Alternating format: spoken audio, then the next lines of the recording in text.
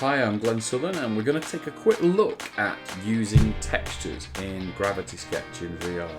So if you apply a texture like so to a surface, you can then manipulate it and use that as part of your design. And it's a really useful way and a good way because it comes out and goes to other programs already textured just like so. So let's take a look at how we do it, and we can start making something like this creature you can see here.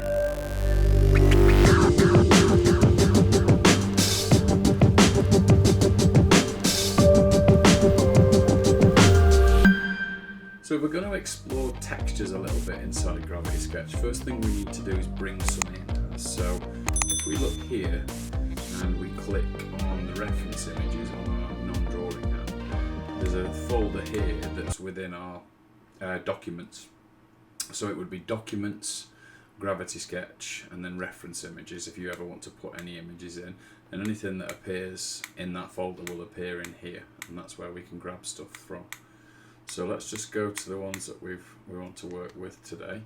So I've got one, so I just pass through it with the grabber. That's the sphere in my like right in front of my hand now. I'm gonna grab that 2, 3, and then I think there might be 4, 5, 6. That'll be enough for us to play with, I think, and maybe just one of these. Okay, so click off and you've got all of those in your scene.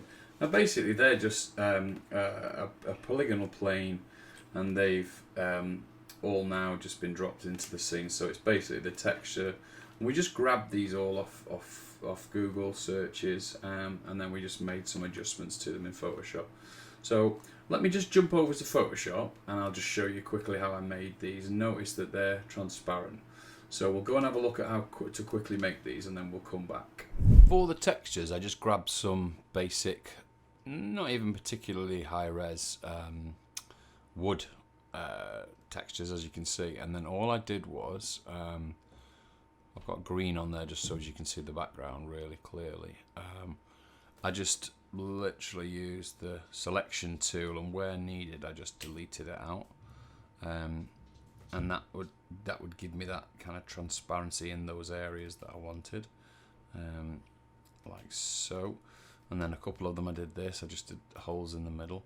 And then on export we basically used a PNG, and that gives us the transparency. Some of them I left solid and some of them I went a bit crazy.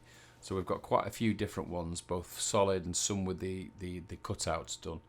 So we've got lots of options to play with. So I just went file and I used export as PNG, and that gives us that transparency. And then, as I've said already, it's in users. Let's go right to the top. Users, and you'll find it in VRSketch, and it's in here in reference images, and you just pop it in there as a PNG, and you can see all the woods there that I collected. So let's go back to VRSketch now, and now we've got a lot of textures. When you look again, you'll be able to see them and bring them in. Okay, so now we're back. We can literally just grab them all using the red button on our dominant hand. Just delete all them now, because what's happened is when we brought them in, it made them into textures. So as you can see here, you've got every one that I brought in has made its own material and applied that texture to it. We can change the colour on them if we want, but we don't want to at the minute. What we want to do is just do something with them. So quite a few tools will use them. So let's just work through what will. So let's try stroke first of all. And then we'll pick one that's got an alpha. So we need one that's got like this one, for example. And you'll see straight away that's showing the alpha there, so it's showing right through it straight away. So if you work out your textures, you can work out how to make like hair. You can work out how to make branches that have got, you know, cracks and holes in them. And stroke's good for that. So if we're going to do some kind of a creature, we want some nice effects on the end of spines or something like that. that's one way of doing it. And as you can see, I mean, it already is looking like a branch or something like that. And you've got that texture applied to all of that stroke. So if that's ink, then we just go to full stroke and we get exactly the same. The more you pull it out, the more you're going to get the effect. And also, obviously, if you hit the blue button on the non-drawing hand, like here, you can affect the individual vertices, including the new features, which is if you push up and down, you can tighten or weight that individual point. So that's quite useful if you want to just make, you know, something. Again, you've got one here that's got the it's got the transparency on it, so that's quite interesting. So let's just have a look at another one on there. So let's just put the full solid. This one just full solid wood. Obviously, you might want to rotate your images. The grain's going the other way with this one, but let's just click on this one here and go point mode. There you go.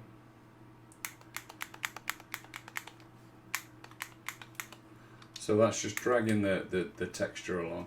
So if you want to do wood and you know, and branches, it's that simple really, and it just applies it to it automatically. Let's have one more go, the one with holes in there. There you go, and you can see all of it. You know, if you do that, you'll be able to see through it. So there's lots you can do just with those two. So the next one, I'm only going to look at two more. I'm going to look at surfaces and volume. So this one, surface, click on it twice, bring the initial tension down, use point mode, and everything else will be fine. So click once, twice, 3 times. You've now got a plane. Click the blue button on your non-drawing hand, and you've got the control of those control points, as you can see, and move it around. So let's make another one so that you can really see that it's got the transparency in it. So visually now you can make some really interesting stuff just with a few polygons and some textures, which is what we've been able to do for years in a lot of 3D programs, but you've got it right here in VR now. So if you're thinking of making up some complex buildings and things, just do it with planes. You know, it's very simple to just get nice effects like that.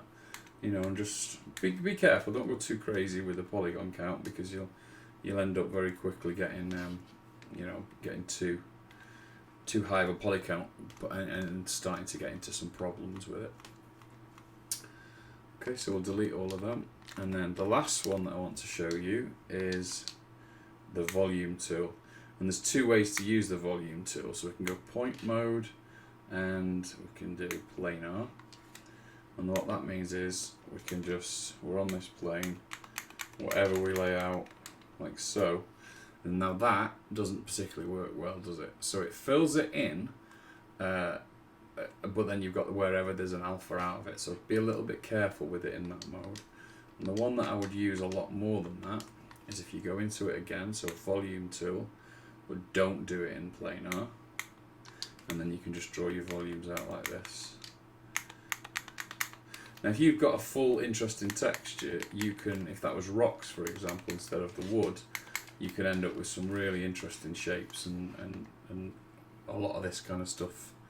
You know, you'll get surprises out of it really quickly, and you know, you'll end up with really crazy textures when you've not really planned it. So it's interesting to play with it if you've never done it before. So go and have a go with that. A good one that you can do is cloth. I think I've got one in here from quite a while ago. Let's have a look.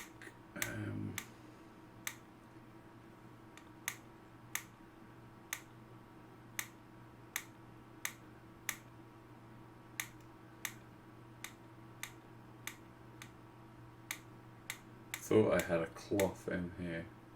Well, this is as close as I can get it.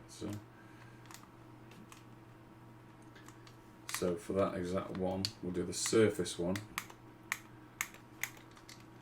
and then we'll change the material to this new material. And then, so obviously you could make that into a really interesting cloth.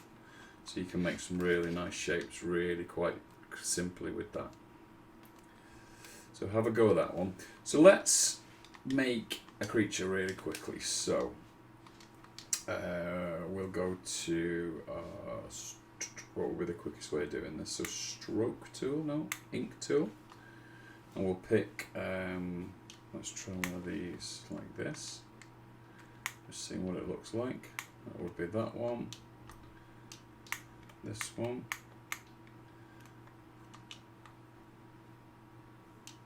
About this one. There you go. It's got nice wood. Maybe we go, rather than ink, we will go stroke for this.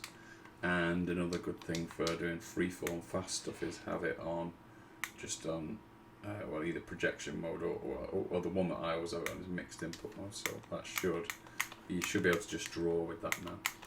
Okay, so we'll pick all of them, delete them. Go onto the blue button on your non-drawing hand, and then onto settings, switch mirror on, and we'll also put a stage floor on. So we've now got, you can see that, you've now got something to if we're going to make something that walks, it's going to need a floor to stick on. So I'm just going to freeform draw with these tools now, and it basically it's going to texture it up as I work it up. So we did a creature the other day. I'll show you images now of a tree creature, and it's basically just made exactly like this. It's just made by using textures that have just been brought in exactly this way, and then just exported from here, and the texture goes with it. The UV coordinates go with it. You can see how quick that's coming together already. Get groups like this, so you can take that entire bottom leg and just hit the purple button, and that's now grouped. So those two grouped. So that straight away helps me to do that. Just put a bit more there and group that extra one. And I think this thigh needs to be a bit fatter. So what you can do is draw a stroke, grab that one, hit the points, hit the blue button on the non-dominant hand, and then just grab the points, and you can make them bigger, like so. So left and right on your thumbstick on your drawing hand, and it increases the size in that area. So that's quite interesting. Central balance is a bit off there, so we'll drop him forward like that. Remember, it's symmetrical. So let's just carry on. Could change textures, but I'm quite enjoying this one, so we'll carry on with this one. Let's make a group and see what that does. So say we made a branch, and then we came off that with another branch and another one, and then off that one with another branch, and off that one with another branch. So we're basically just making nice shapes.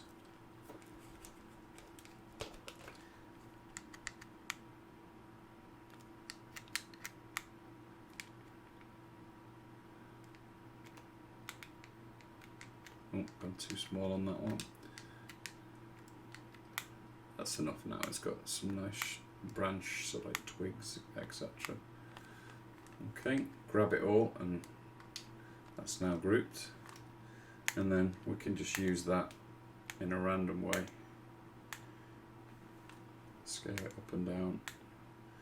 And it just gives us a bit of randomness around the back, like so. And where this guy had a tail, I think it was supposed to be like a tail. I can't remember what I was thinking. Yeah, it just looks like a woody creature, doesn't it? It's interesting. So let's do some, what we hadn't done is some shoulders. His chest, let's bring down his arm. So some sort of, not absolutely accurate anatomy, but if we try and make it look something like real anatomy, we can, let's bring these arms forward actually. Let's bring them forward like this.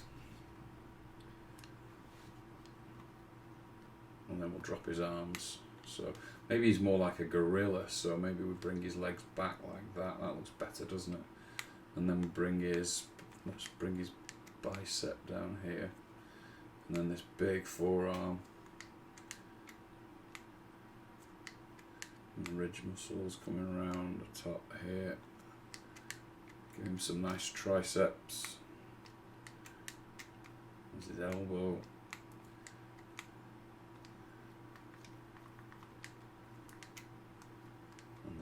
put him a hand coming out like so. Could use the volume tool here better. And then we'll make a finger like this. So we'll do 1, 2, 3, and then take this one and increase the size. Take the knuckle, increase the size. Take this finger, increase, and that's just basically moving my thumb across. Then group all these, and then you've got some toes or fingers or whatever you want to call them. You just use it as a repeat. We can do that on the back as well. Now we've defined the look of it, and I quite like it, so we'll just repeat it. It's better. Use that one over there a little bit. Just add in more. As I'm seeing an opportunity to add more detail in the right place. Bear in mind, I'm only showing you with one texture here.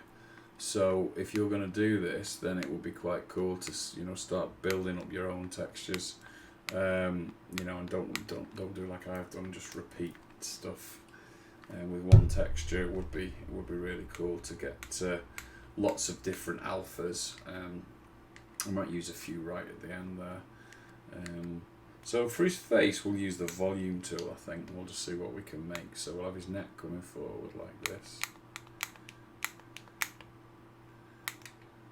And then we'll have something that will be representative of the spine a little bit. So this would be down here. Use that quite a lot. And then some kind of a jaw. I'm just repeating and clicking, so firing with the trigger. That's giving us a head, I suppose. Back to drawing, so now we can add a little bit of detail. So we'll go in and I'll draw some basic facial muscles. Probably won't even do an eye on this guy.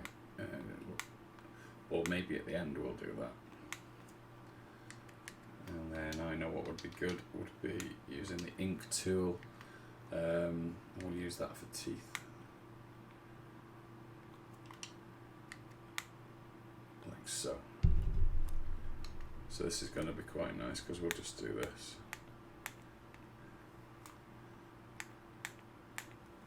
There we go. And then something like approximation of ears. I like this kind of work because you're not trying too hard. It's just find a shape or find a look, or yeah, that's quite nice. And then what we will do is we'll go with let's go black eye, and we'll go back to this, and we'll just bring that in there like that. So you just got, at least you got something in there.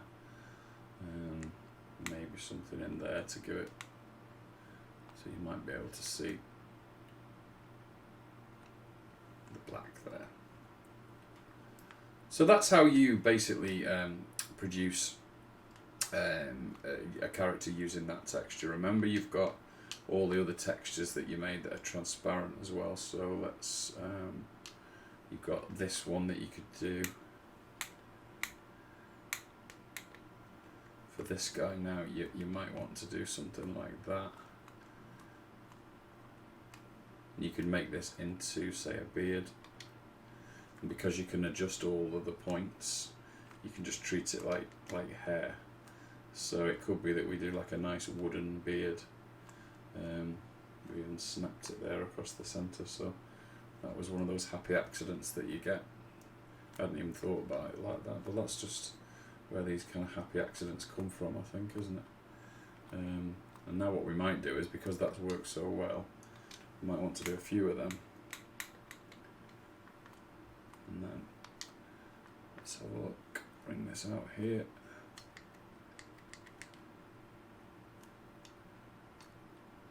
Maybe tighten it like that.